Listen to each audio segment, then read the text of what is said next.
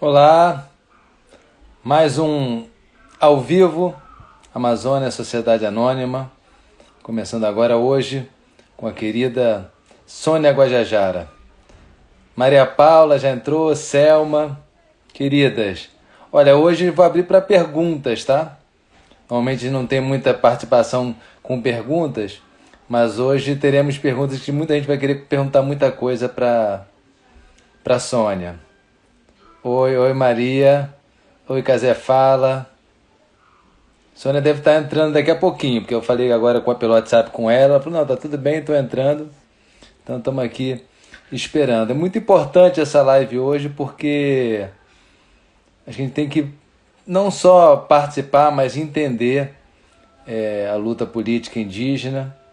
E a Sônia é uma pessoa que, enfim, está muito ligado, muito ativa nisso. E eu acho que ela vai poder dar boas diretrizes, boas dicas, boas informações para a gente. Pedrinho chegou aí. Olha, confirmado dia 21 mesmo, lançamento do filme. Simultâneo Canal Brasil e Globoplay. Tivemos um convite essa semana para o festival em Pádua, cinema, no México.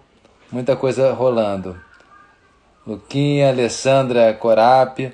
Querida, Juarez está por aí com você ou não? Tô querendo falar com você. Se você estiver com ele aí, você avisa que a gente coloca ele pra dentro com você, tá, Alessandra? E o Maria Paula, Juarez está aí. Deixa eu ver se a Sônia já tá aqui com a gente. Peraí.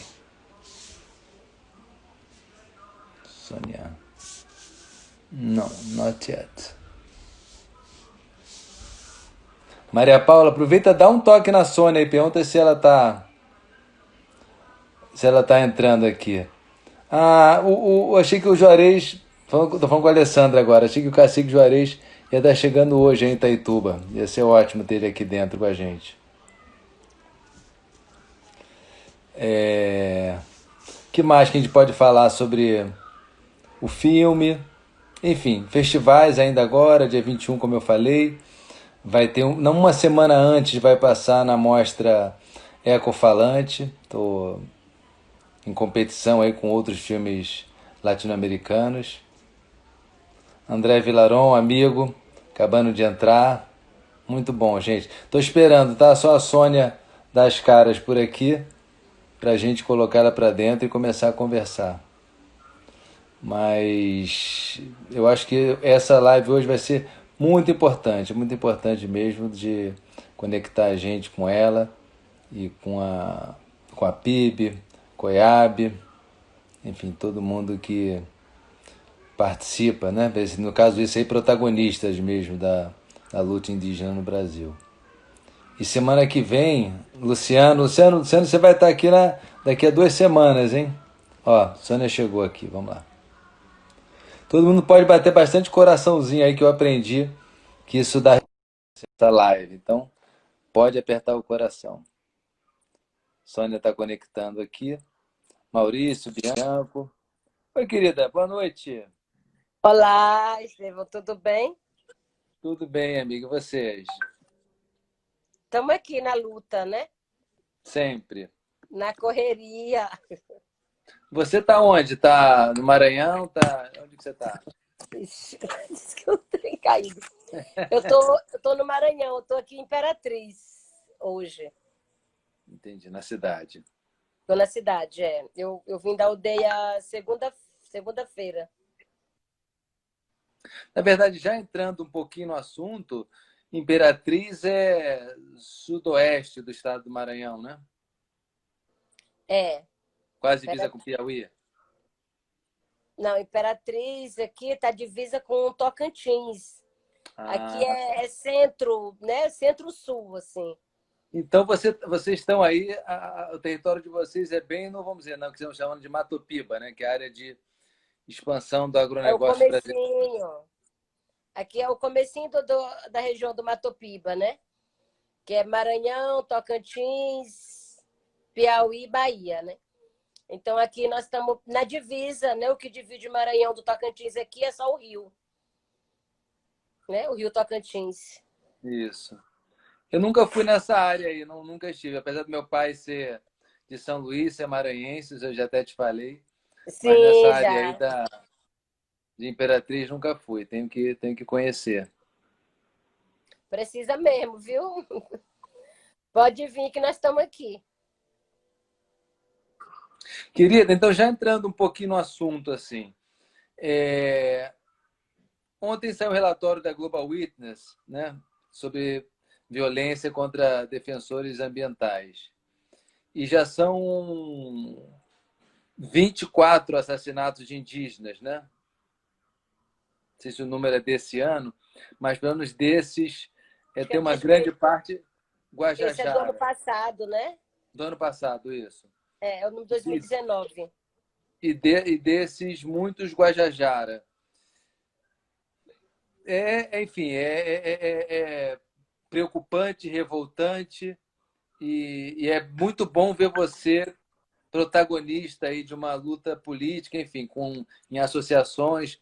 Mas essa coisa, realmente é a luta enfim, um encontro com o agronegócio, Matopiba, disputa de terra, grilagem. O que mais pressiona vocês e um pouco como é que você vê essa situação? Hoje tem a Alessandra Munduruku, mandou um abraço, está aqui também, a Alessandra Corap. Está te mandando um abraço. Eu mais tarde vou Mandou abrir um para pouco ela. para perguntas, então também, para quem quiser mandar perguntas, já pode ir mandando aí perguntas para a gente botar na roda. Mas eu queria que você falasse um pouquinho da tua região, da tua área, antes da gente passar para um assunto mais nacional, vamos dizer assim. Uhum. Bom, aqui, né, eu sou do território indígena Araribóia, né, que fica. A terra Araribóia abrange 5 municípios aqui no Maranhão, né? O município de Amarante, Arame, Buriticupu, Bom Jesus das Selvas, Santa Luzia. Pega um pouquinho de Grajaú também, né? Araribóia é uma terra demarcada, né? Já demarcada na década de 80. E lá no início, claro, né? Teve também essa desintrusão, né? De muitos colonos que viviam ali. Sim. Tem área que é indígena, ficou fora da demarcação, ficou como um lugar, um povoado, né? Foi cedido para não indígenas para morarem lá. Mas, enfim, é uma área que está regularizada, né? Homologada, mas nem por isso não quer dizer que está tranquilo, né? Então, a não demarcação é sempre um problema, né? É sempre uma preocupação no Brasil inteiro, que é o que acaba, né, assim, trazendo os indígenas sempre para um campo de conflito, né, a não demarcação, mas muitos territórios demarcados também, né, acabam tendo muitos conflitos por conta das invasões. E o território indígena Araribóia é uma área rica, né, de muita floresta, de muita caça, e tem a presença também de povo, né, de povo indígena em isolamento voluntário, né? Ou seja, um povo Sim. que não tem nenhum contato ainda com a sociedade, né? E aí tem muita, mas muita invasão de madeireiro. Então, essa Ah, é invasão, né, madeira. é madeira. Sim. Então, essa invasão de madeireiro, né, acaba ameaçando tanto os Guajajara, né, como também os Auá-Guajá, que são esses isolados, né, que vivem ali dentro do território Araribóia. Então, além desse desmatamento desenfreado, né, por conta dessa exploração ilegal, tem também assim, uma sequência de queimadas, né, de incêndios florestais.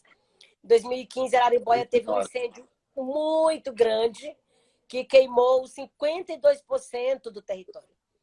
Então, queimou demais, queimou a floresta, né, queimou muitos bichos, né, muitos animais, levou muita doença Muito triste. respiratória, né, para os indígenas lá dentro do território. Então, foi um incêndio assim que durou 3 meses. Eu lembro bem que esse incêndio começou no dia 21 de setembro, olha só, né? Por ironia do destino, no dia da árvore, né? Sim. 21 de setembro. E aí só apagou em dezembro, quando choveu. Então ficou, né? Setembro, outubro, novembro, né? Queimando, queimando, queimando. A gente denunciou muito, a gente fez uma chamada, né? Bem forte para combater esse incêndio. Teve a presença do Exército lá, do Corpo de Bombeiros, de brigadas de outros estados, né? Do Tocantins, do Rio de Janeiro. Teve um apoio do governo do Chile, que mandou um produto ali que era para jogar, né, aéreo, para apagar esse fogo. Mas, enfim, Sim. só apagou mesmo com a chuva, né?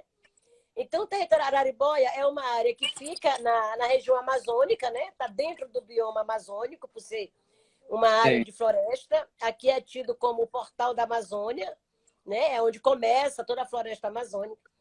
Mas, assim, Araribóia é uma área que está sempre entre, né, assim, no ranking, aí na disputa com Pará, Mato Grosso, entre as mais desmatadas, né?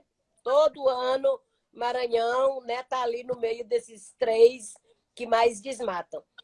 E aí já perdeu, né, acho que é uma estimativa que já perdeu mais de 40% da sua vegetação nativa, né, por conta da exploração ilegal.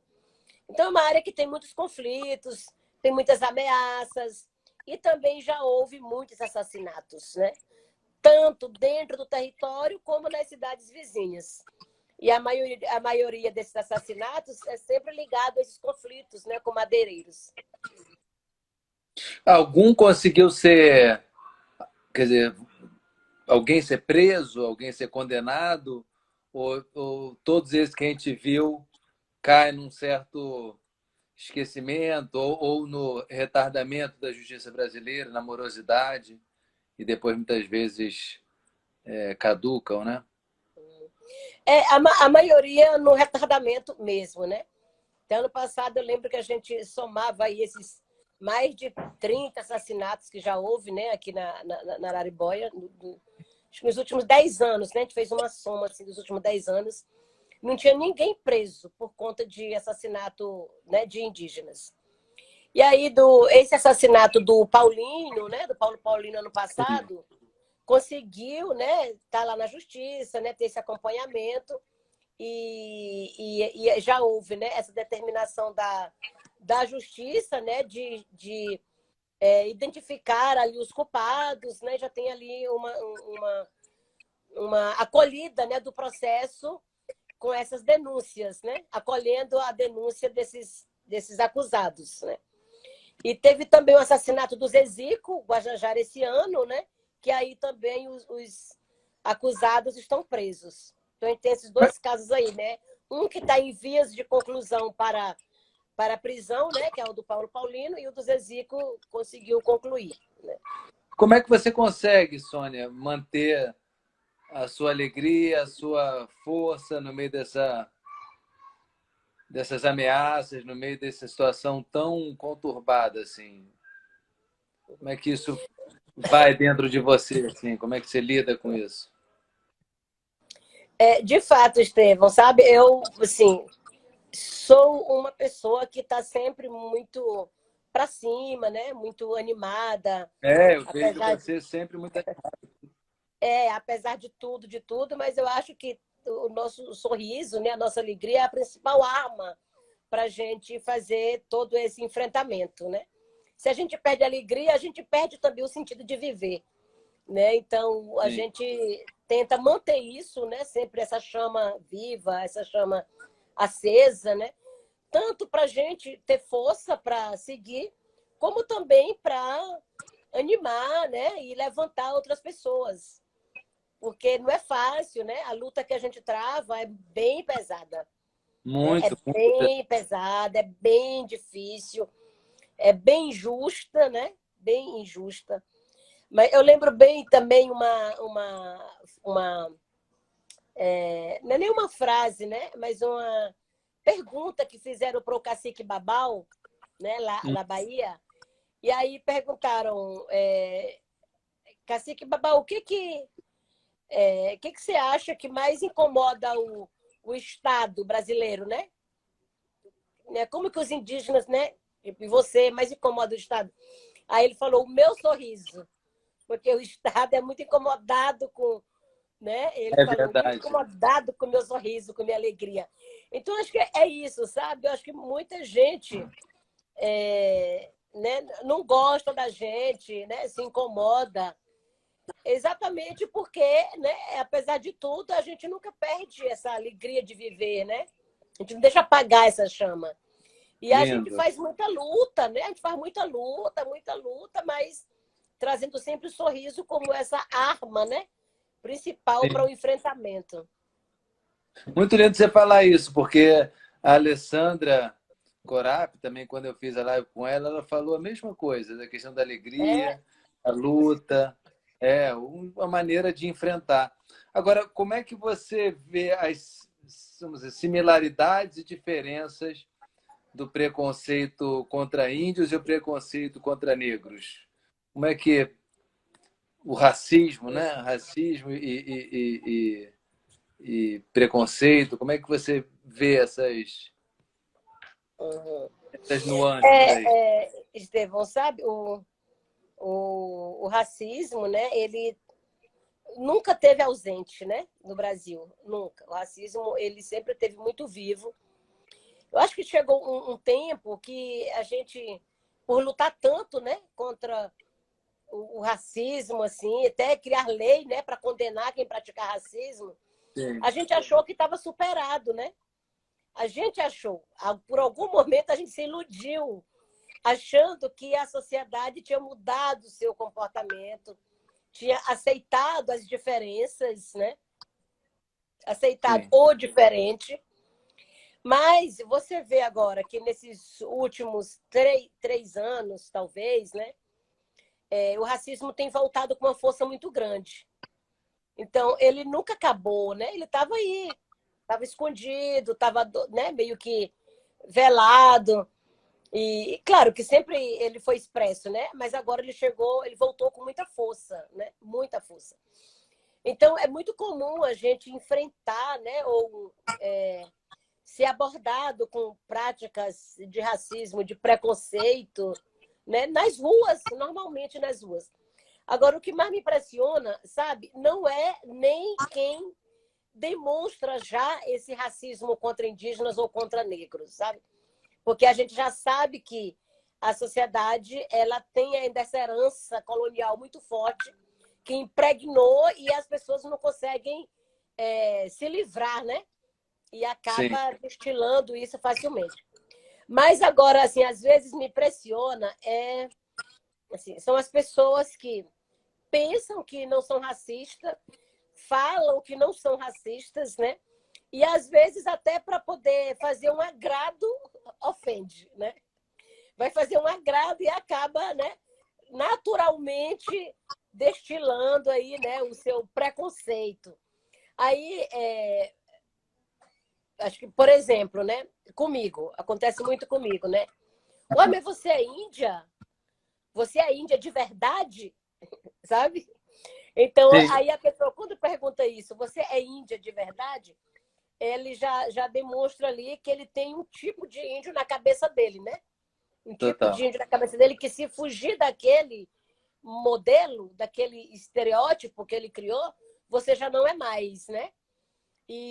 Ou aí para ele, é indígena quem está lá na aldeia, né? Quem está o tempo todo caracterizado, né? Se tira o Sim, cocá, aí pronto, você deixa de ser, né? Para muita gente é isso. E aí, às vezes, as pessoas, né? Outra coisa que as pessoas falam muito é: nossa, você é íntima, você fala tão bem português, né? Assim, então, para eles, a gente não pode falar outra língua, né? Não pode falar outra língua que você já deixou de ser. E aí, o pior de todos, que eu acho sempre, é assim: nossa, você é índia. Nossa, mas você é até bonita, né? ai, que Você é horror. até, você é até bonita, né? Assim. E aí, isso acontece comigo e acontece com muita de nós, sabe? Quando a gente está conversando e falando muito, né, assim, dessas coisas, é muito comum, né? A gente escutar isso e faz essa troca entre nós que, sabe, acontece toda hora, todo dia. Então, quando eu digo que não me assusta quem chega e diz: ah, índio é preguiçoso, índio é nojento, é vagabundo, porque isso tem muito, né? Principalmente nas redes Ah, sociais. Um post que a gente faz, né? Assim, não tem nada a ver, a pessoa já chega atacando, atacando. Mas, sabe, eu acho que tem esses que pensam que estão amigos, que estão agradando, né? E aí acaba ofendendo igual, né? Acaba ofendendo igual aquele que já soltou aí mesmo de propósito, né? Sabe, sabe que Estevam? outro dia. Então ainda, é muito presente, sabe? É muito presente. Essas práticas, né? De racismo, e ele chega de todas as formas, né? De todas as formas. E aí chega também muito em situação de violência. Eu digo violência física mesmo, né? E assassinato nas universidades, né? A gente tem hoje muitos indígenas nas universidades, né? Por conta das cotas, né? Acho que vale ressaltar isso, que as cotas, né? E Bolsa Permanência favoreceu demais a presença indígena nas universidades, né? E Você aí, mesma é muitos... formada, né, em letras, né? Eu sou formada em letras, aqui pela Universidade Estadual do Maranhão. Sim. Então, na universidade ainda é muito comum, sabe, estudantes ser provocados, né, dentro da sala de aula, né, no meio mesmo, lá no pátio, tudo, sabe? Então, é um distrato, né? Há um distrato, assim, muito, muito presente ainda, né? E aí, quando a gente sente muito isso, assim, quando você fala que é indígena, parece que imediatamente na hora muda, assim, né? O comportamento das pessoas. É claro que, nesse caso, tem duas situações. Uma que tem gente que muda logo, porque é indígena, não sei o quê, então é diferente, não sabe de nada, é incapaz, ainda naquele viés do Estatuto do Índio, né? De 73. Mas, por outro lado, né, tem as pessoas que, olha, você é indígena, aí admira, né? Aí já, sim, claro, vocês merecem todo respeito, vocês, né, têm um modo de vida que favorece todo mundo. Então, as pessoas que já têm um pouco mais, né, dessa leitura, desse entendimento, vê desse lado, né? Assim, com respeito. Mas é bem a minoria, viu? É bem a minoria mesmo. Sabe que outro dia eu entrei numa discussão com uma pessoa até amiga, assim, enfim, até esclarecida, que veio com esse questionamento. Eu falei, vem cá, você se veste igual ao seu avô? Você não se veste igual ao seu avô, então só porque você não se veste igual ao seu avô, você não é descendente dele, você não carrega a cultura dele, você está doido. Agora, eu estou pedindo para as pessoas que estão mandando perguntas aqui, tem um ponto de interrogação aí que vocês podem mandar perguntas, porque eu não vou conseguindo anotar todas elas. Então, manda através do aplicativo, que eu vou fazer para a Sônia daqui a pouco. Eu já vi que algumas pessoas mandaram. O nosso amigo Felipe Milanês me mandou aqui enfim, não é uma pergunta, mas ele falou assim: olha, a Sônia liga o racismo ao genocídio de um jeito muito foda. Foram as palavras dele. Você sabe o que ele estava dizendo? O que ele está dizendo com o que é? Qual é a tua. Como é que você liga essas duas coisas? Não, o que ele está falando, eu acho que é especificamente agora, né, em relação à própria pandemia, né?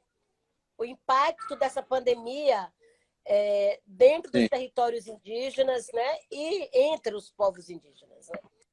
E aí, Estevão, logo no começo, né, declarou pandemia e a gente começou a fazer uma luta muito grande de orientação, né, de tentar bloquear entradas das aldeias, que a nossa ideia era evitar que o vírus chegasse nos territórios indígenas, né? Então a gente fez um Sim. trabalho muito forte ali no início. Mas a gente não conseguiu controlar. É claro que não consegue, né? Até porque a gente precisa contar com a estrutura do Estado brasileiro, né? Para Lógico. contar com a estrutura do Estado brasileiro, precisa haver um comprometimento do governo federal, do governo estadual, dos governos, né? Seja Sim. federal, estadual, municipal. Então tem que haver esse comprometimento, né? E esse reconhecimento, né? Que nós indígenas precisávamos ter uma estratégia de proteção, que é diferente do que das medidas adotadas na cidade, né? Que aí começa pelo bloqueio, né, das aldeias, pela retirada dos invasores, né, que estão ali, além de degradar o meio ambiente, são vetores de contaminação, como foi constatado, né, agora, como a gente já tem 600 indígenas mortos e, né, já 20 mil contaminados, a gente já constatou que em muitos lugares, né, os invasores, seja de retirada de madeira ilegal, seja de garimpeiros, seja de grileiros, foram vetores aí, né, para levar o vírus para as aldeias. Então, logo no início, a gente percebeu o quê? Que os indígenas estavam morrendo e não estava sendo divulgado, né? Não tinha assim. Sim. A CESAI, que é a Secretaria Especial de Saúde Indígena, responsável tanto para garantir uma estrutura de atendimento, né, como para fazer a notificação, né, fazer a testagem, fazer a vacina do H1N1 para prevenir, né? Não estava fazendo isso né, de forma suficiente, né? E aí Sim. não estava notificando os indígenas mortos. Então, nós começamos a fazer essa notificação, né? Enquanto a PIB, o Movimento Indígena, já começou logo ali no início, todo mundo, né? Morreu um parente, seja na aldeia, seja na cidade, a gente já começou a contabilizar. E aí, nossos números, né, foi crescendo e a CESAI foi ficando atrás, totalmente atrás. E aí, por que a CESAI não está notificando? Então, ela começou a notificar somente os indígenas que moram dentro das aldeias. Aí nós ficamos, não, então, né, há aí um preconceito, né, contra os indígenas que estão em contexto urbano. E isso é racismo, é um racismo institucional, né, que está ali já sendo, né, executado. E aí, com o passar do aumento aí das contaminações dos óbitos, a gente começou a identificar que a CESAI não só não estava notificando os indígenas em contexto urbano, como também não estavam notificando os indígenas que estão em áreas não homologadas, sabe? Em territórios indígenas não homologados. A turma do Médio Tapajós aí, que está numa dessa situação também. Né? Então, aí nós começamos a, né, ir para cima. Aí teve aquela instrução normativa 009 da FUNAI, que aí estava tipo, entregando terras não homologadas para registro no CAR, né? Qualquer um podia ir lá registrar, porque né, não está documentada. E aí a não homologação é culpa de quem? Né? É nossa? Não é, né? É uma responsabilidade do Estado, da União. E é um se dever, ele não faz, dever né, do Poder Executivo fazer isso. Exato, né? Então, se ele não faz isso, como é que ele vai, né, querer ou exigir que os indígenas estejam em áreas homologadas, né? Então, é uma forma de negar esse direito, né? É uma forma de negar a tradicionalidade territorial dos povos indígenas, que é um direito constitucional, né? Aliás, antes de ser constitucional, é um direito originário, né? Já existia antes da Constituição. Então, ele começa a negar esse atendimento, né, a essas pessoas, não só não faz a notificação, como também nega o atendimento.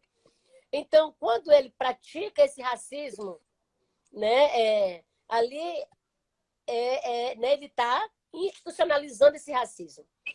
E a falta desse atendimento, né, leva ao quê? Né? Está levando as pessoas ao óbito. Porque o órgão que está aí, que era para atender e garantir, né, essa estrutura de saúde, ele está totalmente omisso, né? Totalmente omisso. E aí, quando você vê, né, essa quantidade de mortes que aumenta a cada dia, né, e que vai crescer, e agora, né, de forma tão acelerada, então não tem como você não ligar esse racismo ao genocídio permitido, né? A um genocídio institucionalizado também. Então é isso, é um racismo que está sendo praticado pelo Estado, né? Que está levando a esse genocídio. E aí agora, Estevão, sabe? Nós estamos sendo não é abordado, mas sendo assim, representantes do governo está o tempo todo recriminando, né, essa fala nossa do movimento indígena de falar que há um genocídio em curso no Brasil, né? E há um genocídio autorizado, né, pelo governo. Aí ele fala que se a gente está dizendo que é um genocídio, nós estamos chamando os profissionais de saúde de assassinos. Olha só, eles querem inverter a história, né? E aí querer dizer que a gente está acusando pessoas. De que não, nós estamos falando que é um genocídio porque o Estado não está adotando medidas, estratégias suficientes, né, para evitar essas mortes, né? Então, eles estão agora sempre dizendo que não aceita a gente falar genocídio e já estão falando até em denúncia, né? Denúncia das pessoas que forem pegas falando ou escrevendo nas redes que há um genocídio. Nós estamos falando, né, que não somos nós só que estamos dizendo de qualquer jeito. O que nós estamos falando tem toda uma base comprovada, que são os números, né? Que são os dados que estão aí sendo apresentados e atualizados todo dia, né? Então, é muito grave esse momento que a gente está, né? É muito grave, porque a gente atribui essas mortes todas dos indígenas não só ao vírus, né? Que já é letal, né? Perigosíssimo, mas também a essa conjuntura política, né? E essa falta de estrutura e relativização da doença pela própria presidência, né? Então, isso fez com que essa doença se alastrasse muito mais e muito mais rápido, né, dentro dos territórios indígenas. Na segunda-feira, o STF está julgando uma ação da PIB contra o governo Bolsonaro. É relativo a isso? Olha só, eu falei que desde o início a gente começou já a tomar várias medidas, né? Então, uma delas foi exigir do governo federal um plano de enfrentamento a essa pandemia para os povos indígenas. Eles fizeram nada. Mandamos uma carta para todos os governadores dos estados, apresentando ali 10 medidas que os governadores poderiam adotar, né? Seja em parceria com organizações não governamentais, né? Nós, do movimento indígena. Voltou. Tá, então, eram aí medidas que poderiam ser adotadas, né? Intergovernamental ou interinstitucional, com os movimentos, né? Sim. Bom, poucos deram resposta, poucos, né, fizeram ali o plano. E aí a gente começou a entender que estava ficando muito perigoso e que a contaminação entre os indígenas ia se dar de forma tardia em relação aos grandes centros, né? A gente precisava tomar alguma iniciativa aí. E aí a gente construiu ali no âmbito do Congresso Nacional, com a deputada Joênia Wapichana, né? Um projeto de lei para garantir, né, esse plano do governo federal. E a gente trabalhou muito ali a construção desse plano. A gente conseguiu aprovar na Câmara, que não é fácil, né? Aprovar nada para indígenas ali no Congresso, mas a gente aprovou lá na Câmara esse projeto de lei, que foi o 1142. Aprovamos no Senado e foi para a sanção presidencial. E aí... Ei! Ele chegou aqui. Você sabe cadê a mamãe? Tá trabalhando lá também. E aí, quando chegou lá... bebê! E aí, quando chegou lá, para a sanção presidencial, o que o Bolsonaro fez? Ele simplesmente vetou 16 pontos dos 21 artigos que tem ali naquela lei, né? Então, os pontos que ele vetou foi exatamente assim, os pontos cruciais, essenciais, né, para poder conter a pandemia. E aí um deles qual foi? Negar, né, o acesso à água potável. Por quê? Por mais que... Isso foi uma loucura, isso foi uma insanidade. Absurdo, porque olha, qual que é a orientação mais recomendada, né, da Organização Mundial de Saúde, né, dos órgãos de saúde? Lavar as mãos, né, cuidar da higiene. E aí muita gente não tem água, né? Não tem água e muito menos água potável. Nos territórios indígenas tá dentro desse pacote aí, que nem todo mundo tem água, né? Água potável menos ainda. Então a gente estava querendo garantir ali né, poço artesiano, né, para que as pessoas pudessem ter acesso à água. Ele vetou, simplesmente vetou, não precisa disso. O outro ponto que ele vetou foi a disponibilização de leitos de UTI, né, para os indígenas contaminados. Não pode. E aí o outro absurdo é que ele vetou a distribuição de material informativo. Olha só, material informativo para orientar, levar as aldeias. Não pode. Tirou também. Ele não quer informar ninguém. Não quer informar ninguém, né? Ele já é uma desinformação em pessoa, né? Esse governo já é um desserviço para o Brasil. É uma desinformação permanente. Então, ele não quer permitir informação para ninguém. E aí, então, aqui eu falei 3 dos principais, né? São 16 no total. E aí, só que, né, esse projeto de lei aí foi para lá, ele vetou. E antes a gente já tinha apresentado essa ação no STF, né? Entendendo que o Estado brasileiro não estava tomando, né, medidas suficientes para poder enfrentar, né, a pandemia, nós entramos com essa ação no STF, que é uma ação por descumprimento de preceito fundamental, que acaba sendo exatamente essas coisas, né? Que o acesso a tudo quanto né, bens comuns para todo mundo. Alimento, né? Água, atendimento médico, né? Enfim, a gente entrou com essa ação no STF e aí, por coincidência, Estevão,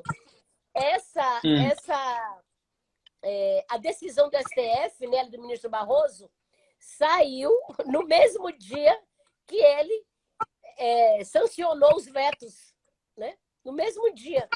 Então, para nós, esse resultado do STF foi assim, né, uma conquista gigante, porque reconheceu a PIB também como essa, né, entidade que pode apresentar, né, essas queixas, né, essa denúncia. Sim. E aí, nessa decisão do STF, né, que foi ali imediata, né, ele já acatou a ação e determinou ali, né, ao governo um prazo de 48 horas para ele se manifestar em relação aos pontos que a gente tinha apresentado. Então, a gente apresentou ali vários pontos, né, mas o ministro Barroso ele se ateve a 2.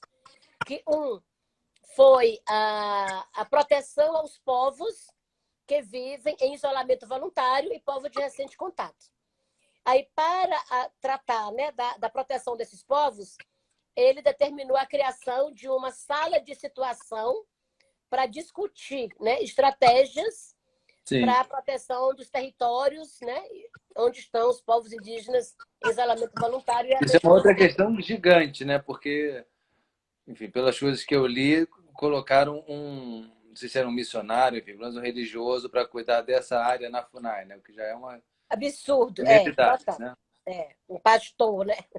Pastor. Aí a gente, né, preocupado exatamente com essa situação, a gente trouxe esse como um ponto importante na nossa ação, né? Para proteger os isolados, porque eles estão ali, né, totalmente, né, sem contato nenhum com ninguém, né, além deles mesmos. E aí a gente precisa garantir a proteção do território onde eles estão, né, para que eles estejam em segurança, e também essa retirada dos missionários que estão lá perturbando e querem de alguma forma fazer contato, tirar ele de lá, né, e tudo. Então, o ministro Barroso atendeu esse ponto aí em relação aos povos em isolamento voluntário. E aí o outro ponto que ele estabeleceu foi a criação de um GT, né, que aí é composto por representantes do governo, do movimento indígena e também de entidades que a gente indique, né, para compor ali com a gente. E aí esse GT é para elaborar um plano, né, esse plano da União, um plano geral de enfrentamento à pandemia e de proteção aos povos indígenas, né? Então, o ministro Barroso ele atendeu esses 2 pontos já de imediato e determinou ao executivo para operar, né, isso em 10 dias. No caso dos povos isolados, né, estabeleceu 10 dias a partir da primeira reunião. E aí eu fui compor essa sala de situação, né, para discutir a questão dos povos em isolamento voluntário.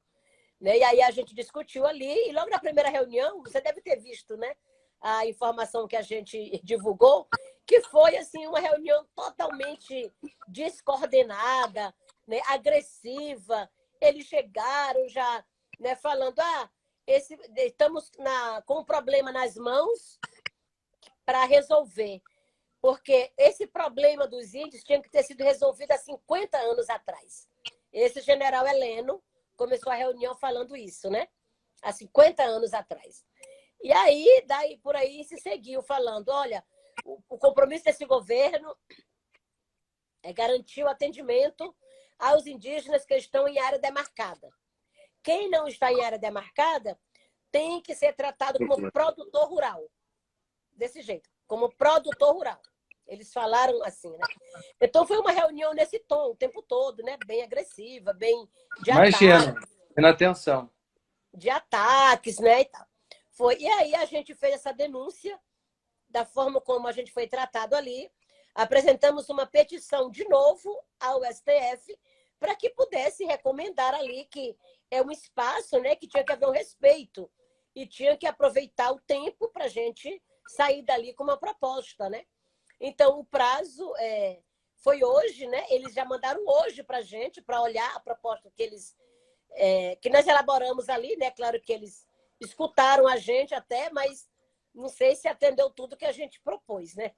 Então, apresentaram hoje já esse plano, o pessoal está lendo ali, ainda vou olhar isso hoje, ler, e a gente devolver amanhã já com as nossas considerações, né? Então, não foi porque o governo está tratando e preocupado com isolado, não. É uma decisão judicial. Está fazendo porque é obrigação. E aí, né, até o doutor Eloy Terena, que é o nosso advogado, ele tem dito, né, que nós, indígenas, somos obrigados a obrigar o governo a cumprir sua obrigação, né? Nós somos obrigados a obrigar o governo a cumprir sua obrigação. É um negócio assim, né? Absurdo, mas é verdade. E aí é isso, né? Então, essa DPF. Aí o ministro determinou esses 2 pontos, né? E aí agora, na segunda-feira, vai ser julgada a ação como um todo. Todos os pontos que a gente colocou ali. Entendi. E aí tem, né, as barreiras sanitárias, as retiradas dos invasores, né? Garantia de alimentação, né? Garantia a soberania alimentar para os povos indígenas nesse tempo de pandemia. E aí tem lá vários pontos, inclusive, de novo, né? A história da garantia da água potável. E aí, esses 2 pontos estão em discussão, mas na segunda vai haver o julgamento geral, né? Em pleno da ação. E aí, ali, a gente fazer toda agora, né? Essa mobilização para que o plenário aprove, né? E aprove a ação como um todo, e aí a gente vai ter, né, aí essa obrigatoriedade dupla do Estado de poder fazer, né, esse plano, né, e garantir esse atendimento aos indígenas. Então é isso, né, tá lá. E aí eu falei aqui o quê? Eu falei já do legislativo, né, que foi o projeto de lei que a gente apresentou lá, do executivo, que aí toda essa falta de compromisso, de comprometimento, né, e de respeito mesmo. E falei do judiciário, que é essa ação, né, que a gente apresentou e foi. Então, nós estamos assim, com um trabalho, sabe, olhando sempre os 3 poderes da União e chegando, né, aí apresentando uma alternativa ao Estado brasileiro. Aí nós elaboramos um plano alternativo, né, que é um plano da APIB, um plano emergência indígena. Nesse plano nosso, a gente traz ali medidas, né, assim, de proteção, aliás, medidas sanitárias, epidemiológicas, mas a gente trouxe também no nosso plano, a PIB, medidas legislativas e judiciais, que aí boa parte dela já é isso que está em execução, né, que a gente já está operando. Assim como a gente trouxe também o fortalecimento da rede internacional, porque essa pressão internacional, né, acaba sendo bem importante para a gente. Então, o nosso plano APIB tem esses eixos, né? E hoje nós lançamos, né, nas redes, peço até aqui para quem está, olhar lá no meu Instagram, olhar no Instagram da APIB, né, que nós lançamos hoje a campanha Maracá, emergência indígena. Né? O maracá, porque é esse símbolo que é comum a todos os povos, né? Inclusive a outros países. A palavra maracá, que é aqui e é chamada, né? Tem seus nomes, tem esse nome em outras línguas, mas é uma palavra até para o inglês, né? Todo mundo sabe que é maracá.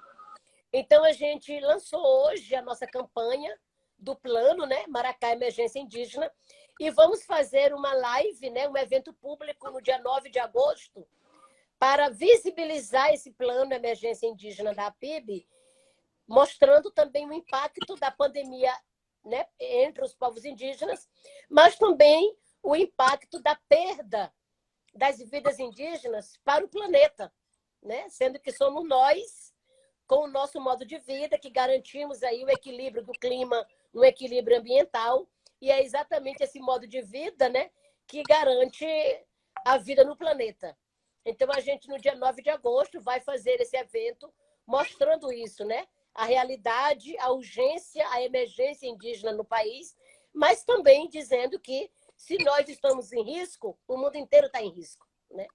Então, no dia 9 de agosto, tem esse evento público, que faço aqui o convite para você e para todo mundo que está acompanhando a gente, para poder, né, nesse dia também acompanhar e ajudar a divulgar esse evento que é internacional e vai trazer muitas atrações também, né? Além da denúncia e visibilidade, a gente vai trazer também muitas atrações aí, né, para poder manter esse clima, né, de interação e confiança, né, e esperança, né, por um mundo Dia do meu melhor. aniversário. Dia do meu aniversário, dia 9. Agora, é muito importante estar ouvindo isso de você, porque eu acho que isso é uma questão, acho que, da formação do Brasil, enfim, dos brasileiros, que eu acho que ninguém se sente dono do Estado. Na verdade, a gente é educado a achar que a gente é um problema para o Estado, que a gente não pode exigir as coisas, porque, na verdade, quando você exigir, você vai estar sendo mais um problema no meio de tantos outros, quando, na verdade, o Estado, de fato, tem o dever de cuidar de nós, né? E constitucionalmente tem o dever de cuidar dos povos indígenas. Isso, sem dúvida. Então, ouvir vocês indo para o STF, trabalhando com o Legislativo, é muito, muito importante, muito bom. E aí eu já te faço uma outra pergunta. Já chegaram algumas perguntas aqui, mas é que a gente está falando muito, está muito bom o papo. A PIB, você foi candidata a presidente, né? Depois, enfim, juntou com Boulos e entrou numa chapa como vice. Existe já um projeto, não sei se eu diria um projeto político, mas uma visão de Brasil, ou mesmo assim, qual é a visão para o futuro indígena? Como é que vocês enxergam isso e para o Brasil também, já que você se candidatou a presidente do Brasil? Então, Estevam, a gente se enxerga ocupando todos os espaços possíveis e impossíveis, né? Já são 5 séculos, né, desde a invasão europeia, já houve muitas mudanças, né? Já houve muito extermínio de povos, né? Muitas culturas dizimadas. A gente sempre esteve na linha de frente aí, fazendo a resistência, né? Enfrentando com coragem, mas também colocando o nosso próprio corpo, né? Ali no risco, né? Na frente. E a gente perdeu muitos, né? De 5 milhões estimados, né? Lá em 1500. Hoje, contados pelo IBGE, a gente não chega a 1 milhão, né? Então, a gente chegou num momento que a gente pensou, não, a gente não vai ficar só fazendo resistência do lado de cá, né? Nós temos que ocupar esses espaços, nós temos que ocupar a política institucional, porque é essa política que está matando a gente, né? A gente trava uma briga muito poderosa com o poder político e o poder econômico, né? Então, a gente faz um enfrentamento direto. E o enfrentamento que a gente faz, ele acaba abalando as estruturas de Estado, né? Abala, porque a gente chega e a gente enfrenta mesmo nessa luta pelo território, né? Nessa luta, né? Pela Mãe Terra, que para nós é sagrado, que é o que garante E a a nossa mãe de todas identidade. as lutas, né? Exato, né? Que garante a nossa identidade, que garante o nosso modo de vida, né? A nossa cultura. Então, é uma luta que a gente faz assim que não tem dimensão, né? Então, e isso vai passando, né? De geração para geração, e a gente continua com essa bandeira principal, que é a luta, né? A luta territorial. E então a gente começou a ver que nós estamos perdendo muito por conta de medidas legislativas, né? Ou ações do executivo ali que acabam legalizando invasões, que acabam legalizando exploração, acaba legalizando essa expulsão dos povos do seu território tradicional, né? E aí a gente não tem ninguém ali nesses espaços para defender. É claro que a gente tem aliados, a gente tem, né, vários parceiros, parlamentares ali que abraça, que está junto com a gente, mas cada um tem sua prioridade, né? E a gente começou a entender Sim. que é preciso que nós tenhamos voz legítima, né, dentro desses espaços da política institucional, porque é ali que acaba decidindo tudo, né? Tudo. Claro. Tudo quanto Acho é que todos os mudança. brasileiros tinham que pensar assim, igualzinho, todo mundo. Porque a gente E fica, não aí a quero gente entrar em política, não quero entrar em política, mas é ali que a coisa se acontece. Então, porque se a gente não tem como ficar de acredita, fora. Estevam, né? Eu acho que se a gente acredita que, sabe, por meio da política você consegue transformar, né, uma sociedade, você tem que ir para a disputa. Não tem jeito, você tem que ir para a disputa. Então, enquanto a gente não vai para lá aqueles que têm os interesses totalmente contrários aos nossos, né? Totalmente. Como que a bancada ruralista só cresce, né? A bancada evangélica fundamentalista só cresce. Eles colocam isso como meta, trabalham para isso e vão embora, e vão ocupando. E se a gente continua só dizendo que está errado, que não está certo, mas a gente não faz nada para mudar, então nós não podemos esperar a mudança, né? Porque vai continuar tudo como está. Então a gente precisa enfrentar, né? Nós temos que enfrentar, nós temos que ir para a disputa, e nós temos que, sabe, que ir para lá de igual para igual. E aí nós, indígenas, já comprovamos isso, né? Se o Brasil hoje não é só agronegócio, soja, né? Deserto verde, como a gente diz, né? É graças aos Sim, territórios indígenas, né? É com graças aos certeza. territórios indígenas. Então, a gente já Luciano Evaristo mostrou acabou de falar isso aqui. a gente já mostrou que Luciano a Evaristo gente foi diretor do IBAMA. então, a gente já mostrou que a gente sabe fazer uma governança, né? E sabe fazer uma Sim. governança coletiva, uma governança coletiva. Então, se a gente cuidou tão bem do meio ambiente, do território, nesses 5 séculos, como é que a gente não dá conta de administrar o Brasil, né? Então, a gente, Legal. sabe, está muito determinado que a gente Conta vai comigo. continuar enfrentando, né? Vamos continuar enfrentando. Estamos agora, né, já conversando, articulando candidaturas indígenas para o pleito municipal, né? Importantíssimo. Vamos ter uma atividade de mulheres indígenas agora no início de agosto, né? 7 e 8 de agosto, onde nós vamos estimular as candidaturas de mulheres indígenas, né? Para que as mulheres possam estar ocupando cada vez mais esses espaços. Nós conseguimos eleger a deputada Joênia, né, Wapitiana, nas eleições de 2018, e 2018 foi a nossa primeira eleição de entrar com candidaturas articuladas. Nós lançamos 130 candidaturas indígenas em 2018, né? Para a Câmara, para o Senado e para a presidência, né? Lá estava eu compondo a chapa. Então, não foi porque recebeu o convite ou vai lá. Não. Foi um plano que nós fizemos, né? Para poder chegar ali. A gente trabalhou muito para poder chegar ali na candidatura, porque vocês sabem que chegar nos partidos também não é fácil, né? Os partidos acabam tendo dono, tem suas prioridades, né? Mas a gente tem que ir chegando junto também. E aí é isso, né? Vamos continuar tentando, né? Fortalecer as várias frentes de luta, né?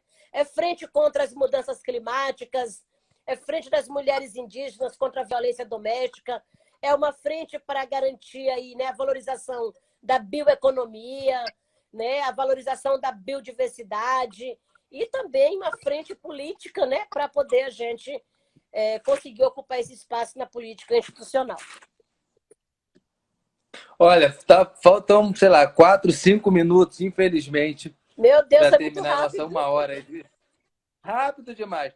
Tem algumas perguntas, eu vou fazer assim, meio aquele ping-pong da Marília Gabriela, você fala assim, não, tenta responder o mais rápido possível. Não sei, não. Primeiro gostaria de saber se Sônia tem alguma indicação de literatura indígena.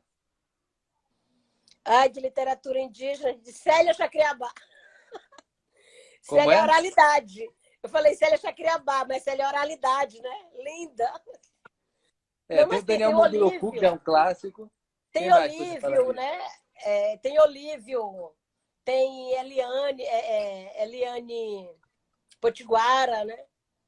Enfim. Tem uma pessoa aqui que está, Eva Potiguar, que está querendo te chamar para uma live, mas depois ela entra em contato com você através do seu Instagram. Religião, Papa e indígena, agora uma aproximação, né? Movimentos religiosos ajudam ou atrapalham? Olha, historicamente a religião atrapalhou bastante, né? Historicamente a religião atrapalhou bastante, né? Hoje tem uma aproximação, de fato, com a Igreja Católica, mas no sentido reparador, né? A Igreja hoje católica está no sentido de reparar os seus erros do passado. O que é interessante, o que é bacana, né? Sim. Rafael Medeiros, essa polêmica de se vestir de indígena no carnaval é ofensa? Olha, eu sempre digo assim, que para mim depende muito da intenção, né? Se a pessoa usa ali qualquer uma coisa nossa para valorizar, para denunciar, né? Para poder como é que é? Para poder, enfim, apoiar, né? Eu acho que vale. Agora, se usa para poder inferiorizar ou para, né, exotimizar, né? Enfim, aí eu acho que tem que olhar muito o contexto, sabe? Tem que olhar muito o contexto que se dá esse uso. Ótimo. Concordo totalmente. Por que você acha que o povo indígena parece invisível às pessoas? Será que é porque já está tão... A gente come farofa, pipoca e dorme na rede, come tapioca sem nem lembrar que isso é uma herança indígena? Será que é isso? Não, é falta de sensibilidade mesmo. E também eu acho que falta de formação durante a sua vida escolar, né? A escola não trata da questão indígena. E quando trata, ainda trata como os índios do passado, né? Como alguém que esteve aqui que não está mais. Então, há um desconhecimento, né, muito grande. Eu acho que não é porque incorporou, é porque distanciou. Interessante. Querida, falta pouquinho. Agora já começou aquela contagem regressiva aqui, está me avisando 1 minuto e meio para acabar. Olha, eu vou já te agradecer demais, dizer que somos parceiro seu, estamos juntos. Eu vou fazer o vídeo para o dia 9, tá? Como a gente combinou. Tá lá teu nome na lista, viu? Tá, não, total. Agradecer a todo mundo que está aí com a gente, que participou. Agora estamos com quase 100 pessoas, completamos agora aqui ao vivo com a gente, que é uma maravilha. Ótimo. E eu queria te passar a palavra nesse minuto final para você fazer sua fala de despedida. É isso, gente. Olha, agradecer a todo mundo que acompanhou, né, aqui nosso diálogo, né, e dizer que achei que passou muito rápido essa 1 hora. Muito, corrido. E agradecer você, né, Estevão, né, pela parceria, pelo apoio, né, e a aproximação que você tem sempre, né, tido com a gente. E aí vamos continuar falando e convidar todo mundo aqui para estar com a gente na live no dia 9, mas também compartilhar a nossa divulgação, né, que começou hoje. Então, tá aí, alguém colocou, né? emergênciaindígena.apib.com. Isso, Juliana. Tá ali as informações, vocês podem pegar. Lá no meu Instagram, Guajajara Sônia, também tá ali todas as informações. E aí vocês podem ajudar muito, divulgando, compartilhando, comentando, né? E seguindo a gente, né? Seguindo a PIB, seguindo a página do nosso 5 plano. segundos, hein? E é isso aí, gente. Vamos lá, um abraço, viu? Essa luta é nossa, viu? Essa luta é nossa.